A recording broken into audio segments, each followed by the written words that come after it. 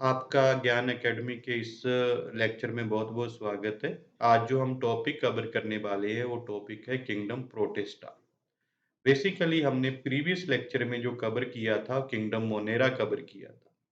Kingdom Monera जो है, वो यूनिसेलुलर ऑर्गेनिजम्स हैं, जिनकी कैटेगरी प्रोकैरियोटिक होती है। प्रोकैरियोटिक का मतलब उन ऑर्गेनिजम्स में न्यूक्लियस नहीं होता है। जो आज का टॉपिक है हमारा किंगडम प्रोटिस्टा, उसमें भी जो प्रोटिस्टा किंगडम के जो एनिमल्स वगैरह रहती है, जो एंटिटीज रहती है, उन वो भी यूनिसेलुलर होती हैं। बट यहाँ पे डिफरेंस क्या है? यहाँ पे डिफरेंस ये है कि किंगडम प्रोटिस्टा में जो भी एंटिटीज, जो भी लिविंग ऑर्गेनिज्म रहते हैं, उनमें न्यूक्लियस अवेलेबल होता है। आपको ध्यान रखना है, किंगडम मोनेरा उसमें न्यूक्लियस नहीं था, लेकिन किंगडम प्रोटेस्टा जो है इसमें हमें वेल डिफाइंड न्यूक्लियस देखने को मिलेगा। So let's start with the topic. आज का जो टॉपिक है वो है किंगडम प्रोटेस्टा, बट ये लेक्चर थर्ड है इस टॉपिक का, बायोलॉजिकल क्लासिफिकेशन का लेक्चर थर्ड है। बट मैं आपको सजेस्ट करूंगा कि अगर आपने पीछे वाले दो लेक्चर नहीं कवर किए हैं, तो इस लेक्चर को कवर करने से पहले आप पहले वाले दो लेक्चर्स को कवर करें। उसके बाद जब आप इस लेक्चर को सुनेंगे, तो आपको चीजें काफी अच्छे से समझ में आएंगी। मैंने बड़ा सिंप्लीफाइड तरीके से यहाँ पे डिस्कस किया है, होपिंग कि आपको स्टेप बाय स्टेप चीजें समझ में आएंगी। Let's start with the next slide. Basically अगर किंगडम प्रोटेस्टा की बात करें, तो किंगडम प्रोटेस्टा की जो बेसिक स्ट्रक्चरल फीचर है, उसमें तीन प्रॉपर्टीज है जो आपको बड़े ध्यान से समझनी है। पहली प्रॉपर्टी क्या है? सिंगल सेलुलर ऑर्गेनिज्म है, और साथ के साथ क्या है? बेसिकली सिंगल सेलुलर ऑर्गेनिज्म है और साथ के साथ यूकैरियोटिक है। Single cellular and eukaryotic. यहाँ पे मैं बोलूंगा सबसे पहले सिंगल सेलुलर है, इसका एक ही सेल होता है, बट इसके साथ साथ आपको देखने को मिलेगा यूकैरियोटिक। यूकैरियोटिक का मतलब है इनमें न्यूक्लियस अवेलेबल होता है। सेकंड पॉइंट जो है वो है distinctive nucleus and membrane bounded cellular organelles. आप देखेंगे यहाँ पे न्यूक्लियस अवेलेबल है, न्यूक्लियस के साथ साथ मल्टीपल मल्टीपल डिफरेंट सब सेलुलर पार्ट्स अवेलेबल है। जैसे यहाँ पे है फूड वैक्यूल्स है, सीलिया भी अवेलेबल है। तो different different type of membrane bounded cellular organelles present हैं। ये एक सेकंड फीचर है। थर्ड फीचर जो किंगडम प्रोटेस्टा के जो लिविंग ऑर्गेनिजम्स का है, इनमें से कुछ लिविंग ऑर्गेनिज्म में सीलिया या फिर फ्लैजेला प्रेजेंट होते हैं। और सीलिया और फ्लैजेला का काम क्या है? ये मूवमेंट और लोकोमोशन ऑफ दीज एंटिटीज में हेल्प करते हैं। बेसिकली इन तीन चार चीजों को आपको ध्यान में रखना है। पहली बात, ये सिंगल सेलुलर ऑर्गेनिजम्स हैं, और दूसरा ये यूकैरियोटिक हैं, because they are eukaryotic, they have a well defined nucleus. उसके साथ साथ आपको अलग डिफरेंट डिफरेंट तरह की सेलुलर ऑर्गेनेलिस भी आपको देखने को मिलेंगी। जैसे कि मैं आपको बोलूं, माइटोकॉन्ड्रिया जैसी चीजें देखने को मिल सकती है, या फिर आप बोल दो फूड वैक्यूल्स भी देखने को मिल सकते हैं, लाइसोसोम्स जैसी चीजें देखने को मिल सकती है। डिफरेंट डिफरेंट सब सेलुलर पार्ट्स हमें यहाँ पे देखने को मिलेंगे, जो कि हम आगे सब्सिक्वेंट स्लाइड्स में कवर करते जाएंगे। तो ये एक सेकंड चीज है। और जो थर्ड इम्पोर्टेंट चीज है, कुछ एंटिटीज, कुछ लिविंग ऑर्गेनिज्म जो इस कैटेगरी में है, उनमें फ्लैजेला और सीलिया हमें देखने को मिलेगा। उनका काम क्या है फ्लैजेला और सीलिया का? ये इन प्रोटेस्टा की मूवमेंट में हेल्प करती है। Let's go to the next slide. अगर हम इनकी कहाँ पे रहते हैं, अगर इनकी हम बात करें, तो प्राइमरली ये क्या है? एक्वाटिक हैं।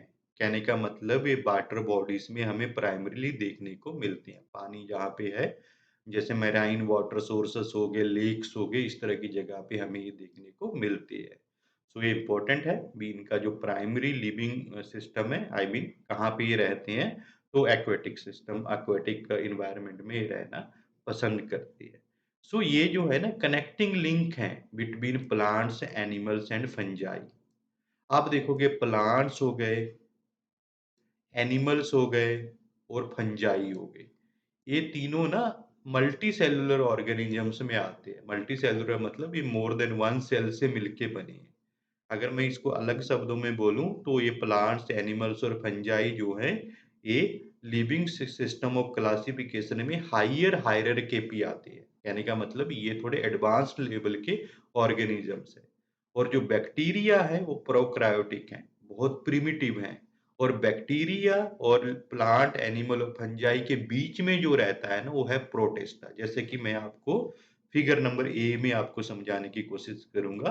फिगर नंबर ए को अगर आप अच्छे से देखोगे तो आप यहाँ पे देखो बैक्टीरिया है यहाँ पे, जिसकी की दो तरह के बैक्टीरिया होती है, आपको पता है, आर्क्यू बैक्टीरिया, ट्रू बैक्टीरिया। और ये हायर सिस्टम में प्लांट ही आ गया, फंजाई आ गया और एनिमेलिया आ गया। इन दोनों को कनेक्ट कौन कर रहा है? इन दोनों को कनेक्ट कर रहा है प्रोटिस्टा। इसका मतलब है प्रोटिस्टा जो है ना, कनेक्टिंग लिंक है between animal, fungi and plants, because ये बैक्टीरिया, आर्कियोबैक्टीरिया को इन सभी हायर स्टेटस के लिविंग ऑर्गेनिज्म के साथ कनेक्ट करता है। ठीक है, क्लियर हुई बात? उसके बाद अगर हम इसकी रिप्रोडक्शन की बात करें, रिप्रोडक्शन का मतलब अपने बच्चों को पैदा करना या रिप्रोडक्शन की बात करें, तो रिप्रोडक्शन इसमें ना दो तरह से हो सकता है। सबसे पहला मेथड ऑफ रिप्रोडक्शन जो है वो है एसेक्सुअल रिप्रोडक्शन। इसमें क्या होता है, सिंगल सेल डिवाइड होता है, फिजन होती है। फिजन का मतलब एक सेल है वो अपने आप दो में टूट जाना। जैसे यहाँ पे आप देखोगे, इनिशियली यहाँ पे आपको सिंगल सेल देखने को मिल रहा है ना, ये सिंगल सेल है। इवेंचुअली ये सिंगल सेल कितने सेल्स में टूट गया? मैं एरो लगा के बता रहा हूँ, दो सेल्स में टूट गया। यानी कि इनिशियली ये सिंगल सेल था, इस सिंगल सेल में डिवीजन होने के बाद टू सेल्स बने। सो ऐसे में इसको क्या बोलेंगे? फिजन बोलेंगे। फिजन मतलब टूटना। सो इस तरह के रिप्रोडक्शन को हम बोलेंगे asexual reproduction. But at the same time sexual reproduction भी हमारे पास देखने को मिलती है। जैसे कि ये सेक्सुअल रिप्रोडक्शन की एक एग्जाम्पल है। एग्जाम्पल में आप देखेंगे यहाँ पे टू एंटिटीज हैं, entity number 1 and entity number 2। ये दोनों एंटिटीज में क्या है, मायोसिस वगैरह उस तरह का फिनोमेना हुआ। एंड इवेंचुअली ये फोर उसमें डिवाइड हो गए। सो कहने का मतलब ये है कि जो ये पाथवे है ना सेक्सुअल रिप्रोडक्शन, ये हम आगे पढ़ेंगे, डिफरेंट डिफरेंट लेक्चर्स में पढ़ेंगे। यहाँ पे मुझे ये बात कन्वे करनी थी आपको कि जो किंगडम प्रोटिस्टा की जो लिविंग ऑर्गेनिजम्स होते हैं, उनमें दो तरह का रिप्रोडक्टिव सिस्टम देखने को मिलता है। रिप्रोडक्शन दो तरह से देखने को मिलता है। एक होता है एसेक्सुअल, जिसमें फिजन होती है, और एक होता है सेक्सुअल, जिसमें दो डिफरेंट एंटिटीज यूज में आती हैं और अल्टीमेटली सेक्सुअल रिप्रोडक्शन की तरफ चीजें आगे बढ़ती है। सो ये आपको ध्यान में रखना है। उसके बाद अगर किंगडम प्रोटिस्टा की क्लासिफिकेशन की बात करें, तो इनको हम पांच कैटेगरीज में डिवाइड कर सकते हैं। कितनी कैटेगरी में डिवाइड कर सकते हैं? पांच कैटेगरीज में हम इसको डिवाइड कर सकते हैं। सबसे पहले कैटेगरी है क्रेसोफाइट्स, सेकंड कैटेगरी है डायनोफ्लैजिलेट्स, थर्ड कैटेगरी है यूग्लिनॉइड, फोर्थ कैटेगरी है slime moulds and fifth category है प्रोटोजुआन्स। ठीक है, पांच कैटेगरी में प्रोटिस्टा को हम डिवाइड कर सकते हैं। इसमें जो फर्स्ट थ्री थ्री कैटेगरीज है ना, मैं यहाँ पे हाईलाइट कर देता हूँ। फर्स्ट थ्री कैटेगरीज है ना, इनकी प्रॉपर्टीज नेक्स्ट वाली टू कैटेगरी से अलग है। इसको हम आगे डिफाइन करेंगे। अब मैं आपको फिर से एक बार रिपीट कर देता हूँ। जो प्रोटिस्टा को आगे हम क्लासीफाई कर सकते हैं, पांच कैटेगरी में क्लासीफाई कर सकते हैं। उसमें से फर्स्ट कैटेगरी है क्रेसोफाइट्स, सेकंड कैटेगरी है डायनोफ्लैजिलेट, थर्ड कैटेगरी है यूग्लिनॉइड, फोर्थ कैटेगरी है slime moulds and fifth category जो है प्रोटोजोआ। तो इसको आगे हम डिस्कस करते हैं। सबसे पहले हम बात करेंगे क्रेसोफाइट्स की। इसमें क्या है, ये जो है ये कहाँ पे हमें मिलते हैं? जो क्रेसोफाइट्स हैं वो हमें मिलेंगे fresh as well as marine environment में। या तो फ्रेश वाटर में मिलेंगे या फिर मेराइन इन्वायरमेंट में, सी वाटर और मेराइन वाटर टाइप सोर्सेस में ये हमें देखने को मिलेंगे। इनका जो स्ट्रक्चर होता है माइक्रोस्कोपिक होता है। ऑब्वियसली माइक्रोस्कोपिक होगा, क्यों होगा? क्योंकि ये यूनिसेलुलर ऑर्गेनिजम्स हैं। ये क्या करते हैं, पैसिवली फ्लोट कर रहे होते हैं based on the water current. इनमें अपनी मूवमेंट नहीं होती है, जिधर को वाटर करंट मूव करती है उसके अकॉर्डिंग ये पैसिवली उधर-उधर फ्लोट करते रहते हैं। तो इसलिए इसको प्लैंक्टोनिक भी हम बोलते हैं। सो इसमें क्या है, पैसिव मूवमेंट है based on the water current. And आपको ध्यान में रखना है कि most of them are photosynthetic. Photosynthetic का मतलब है ये सनलाइट का यूज करके क्लोरोफिल वगैरह इनके बीच में उनकी बेसिस पे ये क्या करती है, अपना फूड खुद बनाती है। तो इसको हम क्या बोलेंगे, ऑटोट्रोपिक बोलेंगे। ऑटोट्रोपिक क्यों बोलेंगे, क्योंकि ये फोटोसिंथेटिक होती है most of them. It includes diatoms and golden algae. So इनकी अगर हम एग्जांपल की बात करें तो डायटम्स, इनको हम क्या बोले, डायटम्स और गोल्डन एल्गी जो है इनकी इनकी कैटेगरी में आती है। सो इसकी जो सबसे इम्पोर्टेंट खासियत है, ये एक्वेटिक एनवायरनमेंट में मिलते हैं, नंबर 1 पॉइंट। सेकंड पॉइंट है, माइक्रोस्कोपिक होती हैं, छोटा होता है इनका size, obviously because single cellular organism है। But at the same time ये जो फ्लोट करते रहते हैं वाटर में, वो पैसिवली करते हैं। जैसे जिधर-जिधर वाटर का करंट मूव करता है, उधर-उधर पैसिवली ये फ्लोट करते रहते हैं। इसलिए इनको हम प्लैंक्टोनिक भी बोल सकते हैं। सो ये ऑटोट्रोपिक हैं। ऑटोट्रोपिक क्यों हैं? क्योंकि ये फोटोसिंथेसिस करते हैं। But at the same time अगर इनकी हम एग्जांपल उनकी बात करें तो डायटम्स एंड गोल्डन एल्गी जो हैं इनमें इंक्लूड रहती है। सो ये था क्रेसोफाइट्स। आगे नेक्स्ट कैटेगरी की बात करें तो डायटम्स, आई मीन इसी में जैसे डायटम्स और गोल्डन एल्गी है, डायटम्स को हम डिस्कस करते हैं। अगर हम डायटम्स की बात करें ना, डायटम्स जो है वो क्रेसोफाइट कैटेगरी में आते हैं। इनकी जो प्रॉपर्टी है ना, they possess siliceous cell wall. इसमें सिलिशियस की सेल वॉल होती है, हार्ड रहती है, forming two thin overlapping cells that interlock like a soap box. आपने साबुनदानी या सोप बॉक्स को देखा होता है ना, उसमें जो फ्लैप्स होती है दो ऐसे इंटरलॉक कर जाती है। सिमिलरली यहाँ पे भी सिलिशियस सेल वॉल होती हैं, जो दो होती हैं, दो आपस में इंटरलॉक करके एक क्लोज सोप बॉक्स, क्लोज साबुनदानी की तरह का एक स्ट्रक्चर बनाते हैं। जैसे कि मैं आपको ना इसको फिगर ए के साथ समझाऊँगा। फिगर ए में मैं आपको हाइलाइट कर रहा हूँ। यहाँ पे देखोगे आप, ये जो है मैंने जो यहाँ पे हाइलाइट कर दिया, ये जो है, ये ऊपर वाली फ्लैप है सिलिशियस सेल वॉल की। ऊपर वाली फ्लैप है बिकॉज़ साबुनदानी में भी आप देखोगे ना 2 फ्लैप्स होती है। एक ऊपर वाली, एक नीचे वाली, ऐसे करके क्लोज़ होती है। सिमिलरली यहाँ पे भी आप देखोगे, जो मैं यहाँ पे हाइलाइट कर रहा हूँ यहाँ पे ब्लैक कलर से, जो ये अपर वाली फ्लैप है। सो उसके बाद जो लोअर साइड की जो हम फ्लैप की बात करेंगे ना, तो लोअर साइड की फ्लैप जो है वो ये है, जो मैं अभी हाइलाइट कर रहा हूँ। यानी कि 2 फ्लैप्स हैं, दोनों फ्लैप्स एक दूसरे के साथ ऐसे अटैच है। सो उसके कारण किस तरह का आपको देखने को मिलेगा, इंटरलॉक हो गई हैं, आपस में जुड़ गई हैं। जैसे कि साबुनदानी जो है, सोप बॉक्स से वो आपस में दोनों उसके ऐसे दोनों फ्लैप्स ऐसे जुड़ जाती है, उस तरह से है। सो ये जो है ना चीफ प्रोड्यूसर है इन ओशियन, बड़ा ध्यान से आपको देखना है। ये इस चीज़ को आप ना क्रैम कर लो, इसको याद कर लो, क्योंकि एमसीक्यू के लिए बहुत इम्पोर्टेंट है। क्योंकि डायटम्स की हम बात करें, ये फोटोसिंथेसिस वगैरह करते हैं, फोटोसिंथेटिक ऑर्गेनिजम्स हैं, तो इसका मतलब है ये मिलेंगे भी आपको मैराइन सोर्सेस में, ओशियन में आपको देखने को मिलेंगे। इसलिए ये जो प्रोड्यूस करते हैं ना चीज़ें, वो मैराइन में बड़ा एक्सटेंसिवली करते हैं। तो ऐसे में मैराइन ओशियन में ये क्या बोलेंगे, चीफ प्रोड्यूसर बोलेंगे। ठीक है? ध्यान रखना, chief producer in the ocean diatoms हैं। सो ये क्या करते हैं डायटम्स, दी अकुमुलेशन, आप ध्यान से, the accumulation of diatom cell wall. Diatom की सेल वॉल है ना, जो ये ऑर्गेनिजम्स हैं, इनकी सेल वॉल है, ये बिलियंस ऑफ ईयर में जैसे टाइम निकलता जाता है, ये डिपो इनकी जो सेल वॉल है ना, वो वहाँ पे डिपॉजिट होती रहती हैं, होती रहती हैं, होती रहती हैं।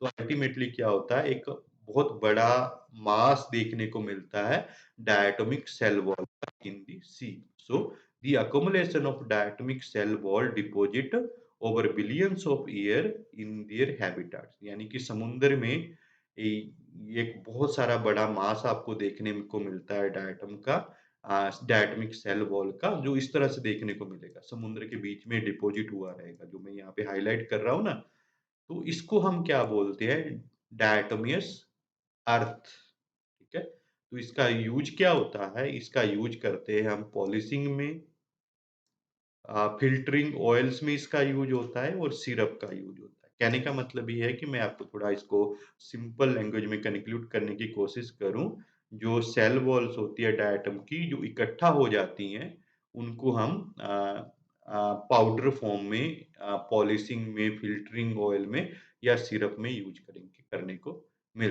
कर सकते हैं। सो ये जो फिगर वी यहाँ पे दिख रही है ना आपको, फिगर वी, ये है डायटोमियस अर्थ, जो एक्चुअली में हमें दिखता है। उसके बाद जब हम इसको पाउडर बना लेते हैं, फूड ग्रेड इसको प्रोसेस कर लेते हैं, तो फूड ग्रेड डायटोमियस अर्थ जो है, जो फिगर नंबर सी आपको देखने को मिल रही है ना, उसमें आपको देखने को मिलेगा। सो इसके यूजेस भी है। सो इसमें आपको 2 चीज़ें याद रखनी है। पहली चीज़ तो ये है, चीफ प्रोड्यूसर है ओशियन में। इसमें सिलिशियस बॉल होती है, जो स्ट्रॉन्ग बॉल होती है, 2 बॉल जो ऐसे करके इंटरलॉक रहती हैं, जिसकी वजह से ये साबूनदानी की तरह इसको स्ट्रक्चर देखने को मिलता है। और थर्ड है, बीच में डायटोमियस अर्थ जो है, उसका यूज़ है पॉलिशिंग में, फ़िल्टरिंग ऑयल एंड सिरप में, जो कि इनके ही सेल वॉल से हमें मिलता है, डिपॉज़िट्स जो रहती है। नेक्स्ट अगर हम बात करें डायनोफ्लैजिलेट्स, जो डायनोफ्लैजिलेट्स है ना, ये जो सेकंड कैटेगरी है किंगडम प्रोटिस्टा का। फर्स्ट कैटेगरी जो हमने अभी किया, उसके बाद सेकंड कैटेगरी जो है डायनोफ्लैजिलेट्स है। ये जो है ना, मोस्टली मेराइन होती हैं, यानी कि ज़्यादातर टाइम ये समुद्रों में मिलेंगी, और ये फोटोसिंथेटिक हैं। फोटोसिंथेटिक मतलब फोटोसिंथेसिस, सनलाइट का यूज़ करके क्या करते हैं, ये अपना फूड खुद बनाते हैं, ठीक है? तो दे अपीयर्स येलो, इनकी जो शक्ल है, इनको देखने में ये हमें या तो येलो दिखेंगे, या ग्रीन दिखेंगे, या ब्राउन दिखेंगे, या फिर ब्लू दिखेंगे, या रेड दिखेंगे, depending upon the main pigment in the cell. आपको पता है ना, क्लोरोफिल एक पिगमेंट है, जो मिलता है प्लांट्स में, कुछ लिविंग एनिमल्स टाइप में भी मिलता है। तो सिमिलरली अलग-अलग तरह के पिगमेंट हमें देखने को मिलते हैं डायनोफ्लैजिलेट में। या तो पिगमेंट येलो कलर का होगा, या पिगमेंट वो ग्रीन कलर का होगा, या पिगमेंट वो ब्राउन कलर का होगा, ब्लू कलर का, रेड का। कौन-सा पिगमेंट है उन डायनोफ्लैजिलेट में अवेलेबल है, उसके हिसाब से जो इसकी जो कलर है ना इसका, वो उस हिसाब से हमें देखने को मिलेगा। अगर कोई डायनोफ्लैजिलेट में ग्रीन कलर का पिगमेंट है, तो हमें देखने को ग्रीन मिलेगा। अगर किसी में ब्लू कलर का पिगमेंट है, तो डायनोफ्लैजिलेट हमें ब्लू कलर का देखने को मिलेगा, एंड सो ऑन।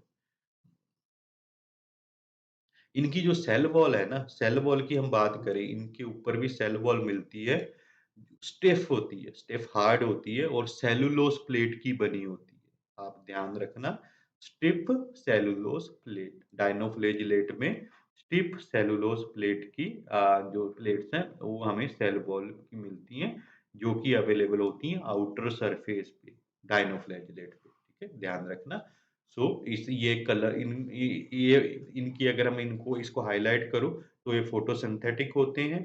ये डिफरेंट डिफरेंट कलर में देखने को मिलते हैं, बेस्ड ऑन कि इनमें कौन-सा पिगमेंट है, और साथ के साथ जो इसकी सेल वॉल है, वो स्टिफ सेलुलोज प्लेट की होती है। सो जो कि आउटर सरफेस पे मिलती है। So typically they possess 2 flagella, जो डायनोफ्लैजिलेट्स है, जैसा कि हमें नाम से ही पता चल रहा है फ्लैजिलेट, इनमें फ्लैजेला होने चाहिए। टिपिकली इनमें 2 फ्लैजेला होते हैं। One longitudinal and other one is transversely situated. So इनमें कितने फ्लैजेला होते हैं? 2 फ्लैजेलास होते हैं। यहाँ पे ये जो फिगर है ना, इस फिगर में मैं अभी हाइलाइट कर रहा हूँ दोनों। ये जो फिगर है ना, इन फिगर में मैंने दोनों फ्लैजेला को हाइलाइट कर रहा हूँ।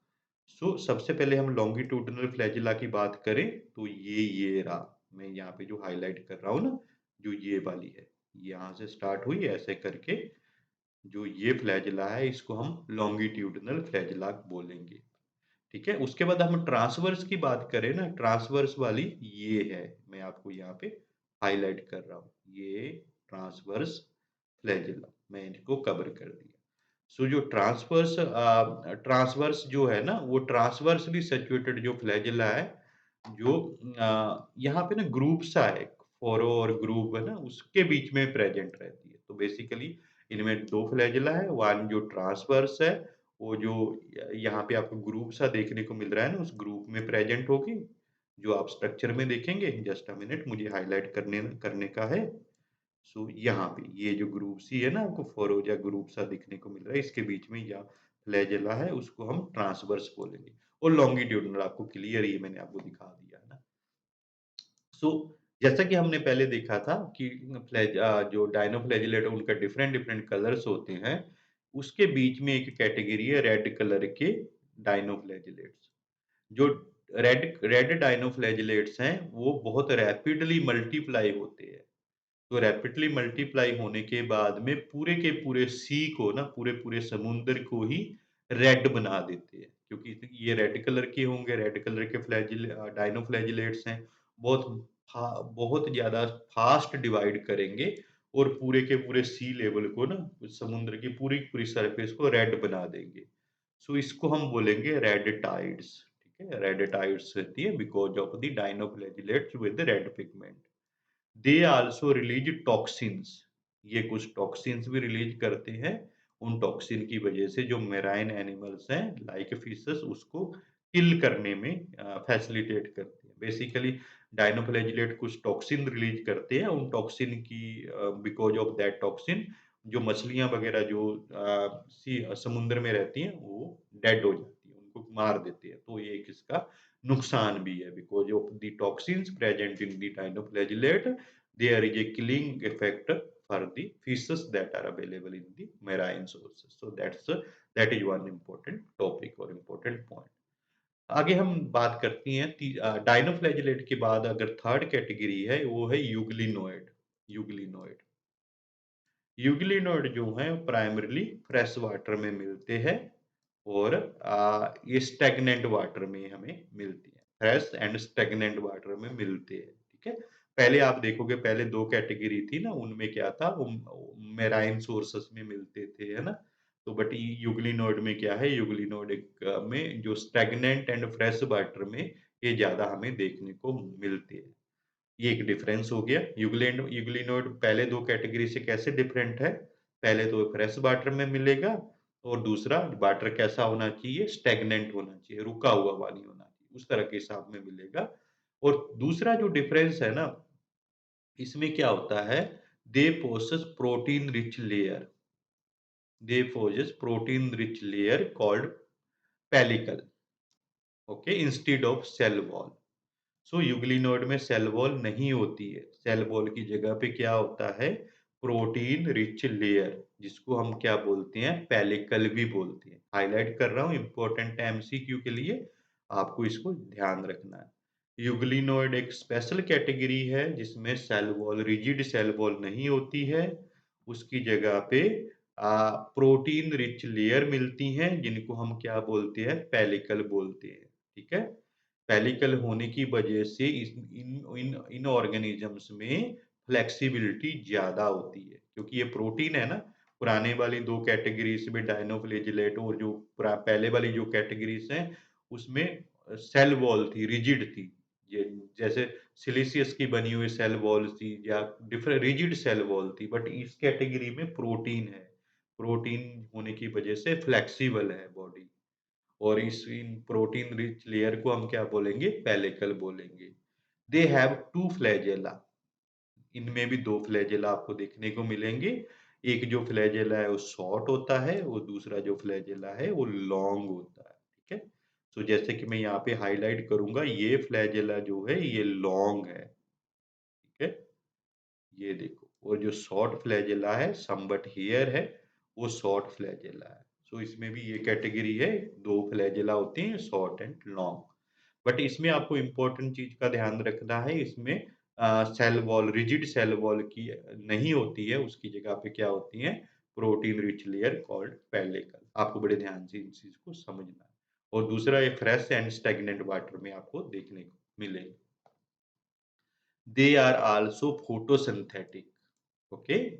दे आर फोटोसिंथेटिक बिकॉज़ ये फोटोसिंथेटिक हैं, तो इसका मतलब ये है कि ये अपना फूड खुद बनाएँगे और अपना फूड खुद बनाने वाले ऑर्गेनिज़म्स को हम क्या बोलते हैं? ऑटोट्रॉप्स बोलते हैं, ओके? तो इसलिए ये ऑटोट्रॉपिक है, क्योंकि ये फोटोसिंथेटिक की प्रोसेस करते हैं। सो सनलाइट की इसकी ज़रूरत इनको सनलाइट की ज़रूरत होती है फोटोसिंथेसिस के लिए। In the absence of sunlight अगर सनलाइट मौजूद ना हो, तो they can also behave like a heterotroph okay generally in the presence of sunlight ये क्या करेंगे अपना फूड खुद बनाएंगे सनलाइट को कैप्चर करेंगे और फोटोसिंथेटिक प्रोसेस से अपना फूड बनाएंगे बट जब अगर सनलाइट अवेलेबल ना हो सनलाइट मौजूद ना हो तो ये क्या करते हैं ये हेटेरोट्रॉप भी की तरह भी बिहेव करते हैं कैसे बाय प्रेडेटिंग अदर ऑर्गेनिजम्स के को ये प्रीडेट करते हैं यानी कि अदर ऑर्गेनिजम्स का फूड अदर ऑर्गेनिजम्स को कंज्यूम करके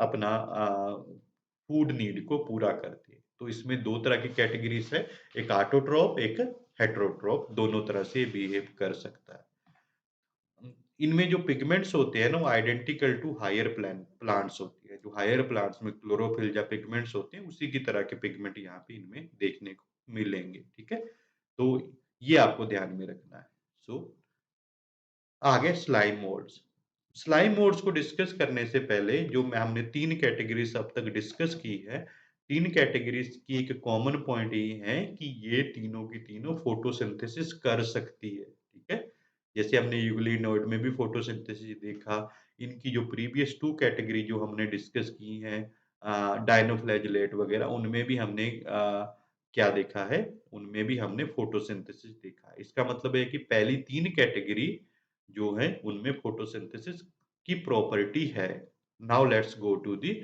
स्लाइम मोल्ड स्लाइम मोल्ड की प्रॉपर्टी ये है कि ये फोटोसिंथेसिस नहीं करते हैं instead they are saprophytic saprophytic का मतलब है ये जो डीकेइंग और वेस्ट मटेरियल है उसको कंज्यूम करके अपनी फूड की नीड को कंप्लीट करते हैं ओके सेप्रोफाइटिक है जो डीकेइंग और waste materials of different different animals and plants उनका यूज करते हैं काउ डंग वगैरह जो भी ऑर्गेनिक मटेरियल है जो वेस्ट प्रोडक्ट रहता है हायर ऑर्गेनिजम्स का हम बात करें इनकी जो बॉडी है ना इनकी जो बॉडी है moves along the decaying material जिधर जिधर डिकेइंग मटेरियल इसको मिलेगा उधर उधर ये ग्रो करता जाएगा उधर उधर ये मूव करता जाएगा तो ऑर्गेनिक मटेरियल को इनगल्फ करता जाएगा जो वेस्ट डिकेइंग मटेरियल है उसको इनगल्फ करता जाएगा कहने का मतलब ये है कि जो इसका जो ग्रोथ पाथ है ना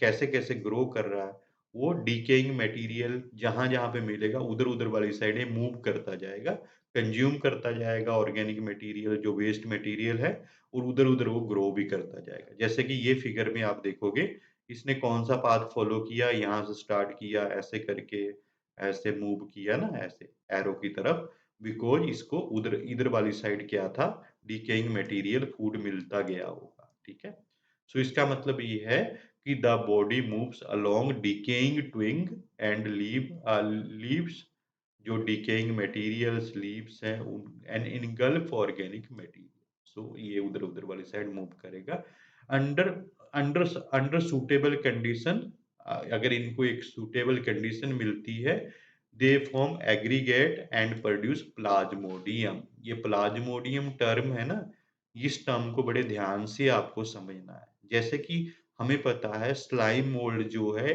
वो किंगडम प्रोटिस्टा है तो किंगडम प्रोटिस्टा में क्या होता है किंगडम प्रोटिस्टा लेट्स सी ये एक सेल है because kingdom protista single cellular organism है ना ये जो सेल है और इसके बीच में क्या आपको मिलेगा न्यूक्लियस होगा जैसे ये जो मैं अभी हाईलाइट करूंगा यहाँ पे ये न्यूक्लियस है एक और सेल है दूसरा सेल है दूसरे सेल के अंदर भी न्यूक्लियस है बिकॉज स्लाइम मोल्ड है तो यूनिसेलुलर ना उसमें न्यूक्ली वो सिंगल सेल ऑर्गेनिज्म है ये तीसरा सेल है इस तीसरे सेल में भी हमारे पास न्यूक्लियस है ठीक है ये चौथा सेल है फोर्थ सेल इसमें भी हमारे पास क्या है सेंटर में न्यूक्लियस है जो ब्लैक ब्लैक कलर का हाईलाइटेड है ये जो फोर्थ फिफ्थ सेल है इसमें भी न्यूक्लियस है तो आप देखेंगे ये 5 सेल एक दूसरे के साथ जुड़ गए, ऐसे जुड़ गए और 5 न्यूक्लियस आपको अलग-अलग देखने को मिल रहे हैं। कुछ टाइम बाद क्या होगा ना, कुछ टाइम बाद क्या होगा, ये किस फॉर्म में हो जाएँगे, ये पाँचों सेल आपस में ज्वाइन करके एक सिंगल बड़ा-सा सेल बना देंगे। और बड़े से सेल के बीच में कितने न्यूक्लियस होंगे? क्योंकि ये 5 जुड़े थे, 5 सेल्स जुड़े थे, तो इसके अंदर क्या होंगे, 5 न्यूक्लियस ऐसे देखने को मिलेंगे। ठीक है? 4 एंड 5। तो इस कंडीशन को हम क्या बोलते हैं? प्लाज्मोडियम। ठीक है? जैसे 5 सेल जुड़ गए, 5 सेल एग्रीगेट हो गए, एग्रीगेट होने के बाद वो आपस में जुड़ के एक बड़ा सारा सेल बना दिया। बड़े सारे सेल के बीच में 5 न्यूक्लियस आपको अलग-अलग देखने को मिलते हैं। तो उस कंडीशन को हम क्या बोलेंगे? प्लाज्मोडियम। ये Plasmodium is a continuous cytoplasm, क्योंकि जो ये प्लाज्मोडियम देखोगे, जब मैं यहाँ पे हाइलाइट कर रहा हूँ, ये साइटोप्लाज्म है, कंटीन्यूअस है ना। 5 सेल का साइटोप्लाज्म जुड़ के एक कंटीन्यूअस साइटोप्लाज्म बना। 5 डिफरेंट डिफरेंट सेल थे, उनका साइटोप्लाज्म आपस में जुड़ गया। साइटोप्लाज्म जुड़ के एक बड़ा सारा कंटीन्यूअस साइटोप्लाज्म बना। सो उसमें कंटेन नंबर ऑफ न्यूक्लियस। ठीक है? तो इस तरह की चीज़ों को हम क्या बोलते हैं? प्लाज्मोडियम बोलते हैं।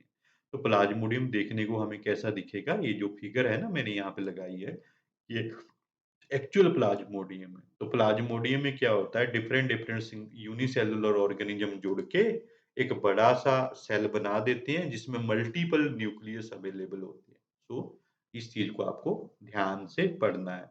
So plasmodium is a continuous cytoplasm containing number of nuclei rather than an individual cell with single nuclei. ये इंडिविजुअल सेल नहीं होता है, ये बहुत सारे सेल आपस में जुड़ जाते हैं। बहुत सारे सेल आपस में जुड़ के एक बड़ा सारा सेल बनाते हैं, उसके बीच में बहुत सारे न्यूक्लियस आपको देखने को मिलते हैं। तो उस तरह की कंडीशन को हम प्लाज्मोडियम के नाम से जानते हैं। ठीक है? ये प्लाज्मोडियम जो है ना, स्लाइम मोल्ड की कैटेगरी में है। एक प्लाज्मोडियम आगे आएगा। साइंस में बायोलॉजी में 2 प्लाज्मोडियम टर्म्स हैं, एक प्लाज्मोडियम टर्म स्लाइम मोल्ड की है, दूसरा आगे आएगा जो मलेरिया से रिलेटेड है, वो अलग है। तो आपको इन चीज़ों को ध्यान में रखना है। अंडर अनफेवरेबल कंडीशन, जब अनफेवरेबल कंडीशंस पैदा होंगी, जब कंडीशंस बहुत ज़्यादा अनफेवरेबल हो जाएँगी, high temperature, unavailability of food और so many other things, under that circumstances क्या होगा, जो प्लाज्मोडियम है ना, वो डिफरेंशिएट हो जाएँगे and form A fruiting bodies. अब मैं पिछली पिक्चर में फिर से जाऊं, तो प्लाज्मोडियम हमें कैसा देखने को मिल रहा है? प्लाज्मोडियम ऐसा देखने को मिल रहा है, जो अभी मैं एरो के साथ हाईलाइट कर रहा हूँ, है ना? ऐसा देखने को मिल रहा है ना, येलो कलर का, बड़ा स्मूथ। बट जब अनफेवरेबल कंडीशन होगी ना, ये प्लाज्मोडियम किसमें कन्वर्ट हो जाएगा? प्लाज्मोडियम फ्रूटिंग बॉडी में कन्वर्ट हो जाएगा। Plasmodium differentiate into fruiting bodies. और फ्रूटिंग बॉडीज हमें कैसी देखने को मिलेंगी? वो ऐसी होंगी जो अभी मैं हाईलाइट कर रहा हूँ यहाँ पे फिगर नंबर ए में। तो ये फ्रूटिंग बॉडी के ऊपर जो हेड पार्ट है ना, जो हेड पार्ट है, हेड पार्ट में क्या होगा? स्पोर्स होंगे, है ना? स्पोर्स। ये कब होता है? जब अनफेवरेबल कंडीशंस होती है। फेवरेबल कंडीशन में प्लाज्मोडियम दिखेगा, अनफेवरेबल कंडीशन में प्लाज्मोडियम किसमें कन्वर्ट हो जाएगा? फ्रूटिंग बॉडीज में। और फ्रूटिंग बॉडीज की जो टिप होती है, उसमें क्या होंगे? स्पोर्स होंगे। वो स्पोर क्या है? अगर हम स्पोर की बात करें, तो spore have true cell wall. आप बोलोगे स्पोर्स हैव ट्रू वॉल। इनमें ना एक बहुत अच्छी खासी सच में एक वॉल देखने को मिलेगी, true wall. They are highly resistant and survive many years. So ये बहुत ज्यादा रेजिस्टेंट होते हैं और स्पोर काफी टाइम तक, मैनी मैनी मैनी ईयर्स तक सर्वाइव कर सकते हैं, even in under unfavourable condition. जब कंडीशन अच्छी मिलेंगे, तब क्या करेंगे? Spores are dispersed by air current. जब हवा चलेगी ना, हवा, wind, air current, air current से स्पोर्स है हेयर एंड देयर सेपरेट हो जाएंगे, हेयर एंड देयर डिस्पर्ज हो जाएंगे। जब फेवरेबल कंडीशन मिलेंगी, तो स्पोर बाद में फिर से किस में कन्वर्ट हो जाएंगे? स्लाइम मोल्ड में। ठीक है? तो ये सारा हिसाब-किताब रहता है, तो इसको आपको बड़े ध्यान से देखना है। जैसे मैं यहाँ पे ना फिगर में ये जो फिगर है, ये हमें कहीं न कहीं पे फिर से मिलेगी, जो ये फिगर है जब हम स्लाइम मोल्ड को डिटेल में पढ़ रहे होंगे क्योंकि आज का जो टॉपिक है ना ये बायोलॉजिकल सिस्टम ऑफ क्लासिफिकेशन है, इसमें हमें क्लासिफिकेशन को समझना है। बट जब हम स्लाइम मोल्ड का एक पर्टिकुलर टॉपिक पढ़ेंगे, तो उसमें ना ये फिगर हम डिटेल में करेंगे। बट यहाँ पे आप देखोगे ये प्लाज़्मोडियम है। मैं आपको हाइलाइट करके बताऊँगा। ये प्लाज़्मोडियम को जब अनफ़ेवरेबल कंडीशन मिली ना, अनफ़ेवरेबल कंडीशन में ये फ्रूटिंग बॉडी में कन्वर्ट हो गया। तो ये फ्रूटिंग बॉडीज़ है, इसके टिप में क्या पड़े हुए हैं, जब मैं अभी सर्कल कर रहा हूँ, ये पड़े हुए हैं स्पोर्स। स्पोर्स क्या होगा, हवा से इधर-उधर सेपरेट हो जाएँगे and when they got the favourable condition फिर से वो स्लाइम मोल्ड में ग्रो कर जाएँगे। सो बेसिकली ये आपको ध्यान में रखना है, ठीक है? सो फ्रूटिंग बॉडी क्या है? फ्रूटिंग बॉडी स्लाइम मोल्ड की वो कंडीशन है, जब अनफेवरेबल कंडीशन आती है तब बनती है। तो फ्रूटिंग बॉडी में क्या मिलते हैं? स्पोर्स मिलते हैं और स्पोर का काम क्या है? स्पोर का काम है अपने आप को बचा के रखना because they are highly resistant, they can survive many years जब फेवरेबल कंडीशन मिलेगी तो फिर से स्लाइम मोल्ड में कन्वर्ट हो जाना, ठीक है? तो ये सारा हिसाब-किताब है। फिर आ गया अपने पास प्रोटोज़ोअन्स, ठीक है? अब स्लाइम मोल्ड के बाद जो नेक्स्ट कैटेगरी है ना वो है प्रोटोज़ोअन्स। प्रोटोज़ोअन्स है ना ये बड़े डिफरेंट हैं क्योंकि ये हेटेरोट्रोपिक होते हैं। जो स्लाइम मोल्ड्स थे वो भी क्या थे? स्लाइम मोल्ड भी मैं अगर जाऊँ तो हेटेरोट्रोप है। पुरानी वाली स्लाइड में जाऊँ, सेप्रोफाइटिक है। सेप्रोफाइटिक मतलब जो वेस्ट प्रोडक्ट है, काऊ डंग वगैरह उस तरह का वेस्ट प्रोडक्ट है, वहाँ से फूड कलेक्ट करते थे। इसलिए स्लाइम मोल्ड भी क्या है? हेटेरोट्रोपिक हैं। सो उसी तरह से प्रोटोज़ोन्स भी जो है हेटेरोट्रोप्स है। बट इनमें क्या है, ये डिकेइंग मटेरियल से कंज़्यूम नहीं करते हैं फूड। इप ये प्रेडेटर्स और पैरासाइट्स होते हैं। पैरासाइट का मतलब ये है कि दूसरे का खाना चुरा लिया। जैसे किसी ह्यूमन बीइंग को इन्फेक्ट किया, इन्फेक्ट करके उनसे खाना चुरा-चुरा के खाते रहे और इस तरह से चीज़ें रहती है। सो ये पैरासाइटिक होती है। They are primitive relatives of the animals. मैं ये बोल सकता हूँ कि जो प्रोटोज़ोन्स हैं, वो प्रिमिटिव रिलेटिव हैं एनिमल के क्योंकि प्रोटोज़ोन आगे डेवलप करते-करते ह्यूमन बीइंग्स में कन्वर्ट हुए होंगे या एनिमल्स में कन्वर्ट हुए होंगे। वो कनेक्टिंग लिंक है लो सिंगल सेलुलर ऑर्गेनिज़म्स और मल्टी सेलुलर ऑर्गेनिज़म्स में। सो इनको हम अगर ग्रुप करेंगे तो ये हम 4 कैटेगरी में ग्रुप कर सकते हैं। पहली category amoeboid, amoeboid protozoans. Second category है फ्लैजेलेटेड प्रोटोज़ोअन्स, ठीक है? और थर्ड कैटेगरी है सिलिएटेड प्रोटोज़ोअन्स एंड जब फाइनली जब फोर्थ कैटेगरी है स्पोरोज़ोअन्स, ओके? ये जो 4 कैटेगरी है प्रोटोज़ोअन्स की कैटेगरी में आती है। सो हम इन चारों कैटेगरीज़ को आगे इंडिविजुअली पढ़ते हैं। सबसे पहली कैटेगरी प्रोटोज़ोअन्स में है अमीबॉइड प्रोटोज़ोअन्स, ओके? जो अमीबॉइड प्रोटोज़ोअन्स हैं, इनकी जो कै ख़ासियत होती है, ये फ्रेश वाटर में देखने को मिलता है। फ्रेश वाटर में रहता है, सी वाटर में रहता है और मॉइस्ट सॉइल में भी ये हमें देखने को मिलेगा। सो या तो ये साफ पानी में रहेगा या समुद्री पानी में रहेगा या मिट्टी होगी जो मॉइस्ट होगी, जिसमें मॉइस्चर कंटेंट होगा, उस तरह की मिट्टी में, जिसमें पानी वाली मिट्टी है, उस तरह की मिट्टी में हमें देखने को मिलेगा। So they move and capture prey. Prey का मतलब है जो इसका जो फूड है, ये मूव करते हैं और प्रे जो इसका जो फूड है उसको कैप्चर करते हैं by using pseudopodia. Pseudopodia false food होती है, फॉल्स फीड।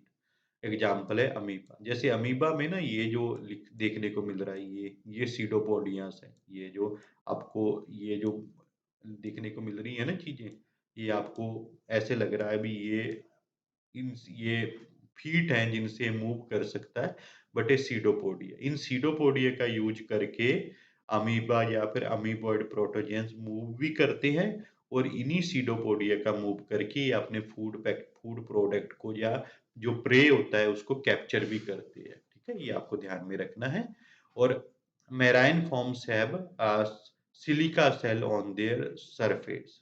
जो मेराइन्स होते हैं ना, मेराइन फॉर्म्स जो ये marine form of amoeboid protozoans हो, उनके जो सेल सरफेस पे सिलिका सेल भी हमें देखने को मिलती है, ठीक है? उसके बाद अगर हम बात करें, कुछ-कुछ जो एग्ज़ाम्पल्स इसमें अमीबॉइड प्रोटोजोअन्स की हैं, वो पैरासाइटिक होती हैं और जो डिजीज़ भी क्रिएट कर सकती है, जैसे इंटेमीबा है। इंटेमीबा हिस्टोलिटिका है, जो ह्यूमन बीइंग में डायरिया जैसी प्रॉब्लम्स क्रिएट कर सकती है। क्योंकि इनका तो काम ही है ना इन्फेक्ट करना ह्यूमन बीइंग को, वहाँ से पैरासाइट की फॉर्म में ह्यूमन बीइंग से फूड कंज़्यूम करते रहना। तो इवेंचुअली जब आप ह्यूमन बीइंग से इन्फेक्ट होंगे, तो कुछ ना कुछ डिजीज़ तो होगी ना, तो उस तरह का चीज़ इसमें रहता है। उसके बाद आ गया फ्लैजेलेटेड प्रोटोज़ोआ। सो जैसा कि आप नाम से ही हमें पता है, सबसे पहले तो ये प्रोटोज़ोअन्स हैं, दूसरा है फ्लैजेलेटेड है, क्योंकि इनमें फ्लैजेला होता है। जैसे ये देखो ना, ये फ्लैजेला मैं अगर हाइलाइट करूँ, तो ये ट्रिप्नोसोमा इसमें फ्लैजेला है, okay? Because of the presence of flagella, these protozoans are called flagellated protozoans। Free living और पैरासाइटिक, ये फ्रीली भी लिव कर सकते हैं और किसी न किसी एनिमल्स के जीआईटी ट्रैक में कहीं न कहीं पे सारी उम्र वहाँ पे भी निकाल सकते हैं, पैरासाइट की फॉर्म में, है ना? दे हैव फ्लैजेला, इनके पास फ्लैजेला रहता है, that's why they are flagellated protozoans. ये पैरासाइटिक फॉर्म्स का जो डिजीज़ेज़ लाइक स्लीपिंग सिकनेस, जो parasitic form of flagellated protozoans हैं, ये बीमारी पैदा कर सकते हैं, जैसे कि स्लीपिंग सिकनेस। स्लीपिंग सिकनेस किसके कारण होती है? ट्रिप्नोसोमा के कारण रहती है, ठीक है? सो जैसे आप देखोगे, तो ऐसे में अगर आप मैं आपको क्लियर करूँ, तो जो प्रोटोजोअन्स कैटेगरी ऑफ प्रोटिस्टा है, इनमें बीमारी पैदा करने की टेंडेंसी ज़्यादा है, ठीक है? आप देखिए। उसके बाद आ गया सिलिएटेड प्रोटोजोआ। सिलिएटेड प्रोटोजोन्स कुछ नहीं है, ये भी प्रोटोजोन की कैटेगरी हैं जिनमें सिलिया मिलते हैं। सबसे पहले हम इसको पढ़ते हैं कि ये एक्वेटिक होते हैं, वाटर में मिलते हैं, एक्टिवली मूविंग यूजिंग सिलिया। इनमें सिलिया प्रेजेंट होते हैं, because of the presence of cilia they can actively move against the water current, with the water current, ये एक्टिवली मूव कर सकती है। जिधर को मूव करने की इच्छा हुई, उधर वाली साइड मूव कर सकते हैं। सो इस वजह से इनको हम सिलिएटेड प्रोटोजोन्स बोलते हैं। They have a cavity called gullet that open to outside. So इनमें एक ना कैविटी होती है, जिनको हम गुलेट बोलते हैं, जो आउटसाइड ओपन होती है, ठीक है? Due to the movement of cilia, water and food enter into the gullet। सो ये क्या करते हैं, जो सीलिया होती है, इसकी मूवमेंट को कंट्रोल करते हैं। जैसे सीलिया की मूवमेंट एक कंट्रोल्ड फैशन में होती है, तो ये क्या होता है, जो वाटर एंड फूड है, गुलेट से एंटर कर जाती है। तो मैं आपको भी इस फिगर में आपको दिखाता हूँ। जो आपको छोटी-छोटी हेयरी ग्रोथ दिख रही है ना यहाँ पे, ये आप देखोगे छोटी-छोटी ऐसे-ऐसे करके हेयरी ग्रोथ दिख रही है। इसको हम बोलेंगे cilia. That's why they are called ciliated protozoans. आप देखोगे cilia throughout the body of this parasite, ये जो ऑर्गेनिज्म है, इसके थ्रू आउट द बॉडी में आपको सिलिया देखने को मिलेंगे। That's why it is called ciliated protozoans. और ये जो सिलिया की मूवमेंट है ना, मूवमेंट क्या करती है, वाटर को और फूड प्रोडक्ट को ड्रैग करती है टुवर्ड्स गुलेट। तो यहाँ पे आपको एक ओपनिंग दिख रही है ना, ओरल ग्रुप बोलते हैं, इसको हम गुलेट बोल दें या ओरल ग्रुप बोल दें या वेस्टिबुलम बोल दें, ये सेम ही मतलब कि नाम है। तो सीलिया की मदद से फूड प्रोडक्ट और वाटर इस गुलेट में, ये ओरल ग्रुप में एंटर कर जाता है। तो इवेंचुअली ये एक फूड इनटेक का मैकेनिज्म है इसका, सिलिएटेड प्रोटोजोअन्स का। नेक्स्ट आ गई कैटेगरी स्पोरोजोअन्स। स्पोरोजोअन्स जो हैं, ये इन्फेक्शियस होती है। They have infectious spore like stage in their life cycle. जो स्पोरोजोअन्स होती है ना, ये भी प्रोटोजोअन्स की कैटेगरी में ही आते हैं, बट इनमें स्पोर लाइक स्टेज रहती है। इसका जो लाइफ साइकिल है ना, जैसे ह्यूमन बीइंग्स का लाइफ साइकिल होता है, छोटा बच्चा, grown child, adult, teenager, something like that. इसी तरह से स्पोरोजोअन की भी जो लाइफ साइकिल है, लाइफ साइकिल में डिफरेंट डिफरेंट स्टेजेस होती है। तो उसमें कि एक पर्टिकुलर स्टेज में स्पोर लाइक स्टेज हमें देखने को मिलती है। तो उस वजह से इसको हम स्पोरोजोअन्स बोलते हैं। सो जैसे कि मैं यहाँ पे देखूँ, ये जो स्ट्रक्चर है ना, ये इसको भी हम प्लाज्मोडियम बोलेंगे। प्लाज्मोडियम मलेरिया पैरासाइट को भी बोलते हैं और जो प्लाज्मोडियम है वो स्पोरोजोन्स की कैटेगरी में आता है। तो इट कैन कॉज मलेरिया। सो ऐसे में मैं आपको बताऊँ, जो स्पोरोजोन्स है या फिर जो स्पोरोजोन्स हैं या फिर सिलिएटेड प्रोटोजोन्स हैं या फिर फ्लैजिलेटेड प्रोटोजोन्स हैं। ये जो प्रोटोजोन्स कैटेगरी है ना, जो प्रोटोजोआ कैटेगरीज़ है, इन कैटेगरी में बीमारी पैदा करने की, डिजीज़ कंडीशन क्रिएट करने की टेंडेंसी थोड़ी ज़्यादा है बाकियों से। वो एक ऑब्वियस रीज़न है, क्योंकि ये क्या होते हैं, पैरासाइटिक होते हैं। सो जनरली मैं अगर उसको समराइज़ करूँ तो 5 कैटेगरी में थे। पहली 3 कैटेगरी ऑटोट्रोपिक थी, क्योंकि वो फोटोसिंथेसिस कर सकती थी। नेक्स्ट कैटेगरी थी सैप्रोफाइटिक थी, डिकेइंग, डिकम्पोजिंग मटेरियल से कंज़्यूम करना फूड। और जो फाइनल जो कैटेगरी है वो पैरासाइटिक थी, जो प्रोटोजोअन्स वगैरह ना, ये पैरासाइटिक थे, तो ये बीमारी भी पैदा करती है। सो ये एक छोटा-सा प्रोटिस्टा का लेक्चर था, किंगडम प्रोटिस्टा, यूकैरियोटिक ऑर्गेनिज़म्स होते हैं, तो इनकी डिफरेंट-डिफरेंट कैटेगरी है, हर कैटेगरी की एक पर्टिकुलर तरह की प्रॉपर्टीज़ होती है, जो आपको थोड़ा रीड करना है।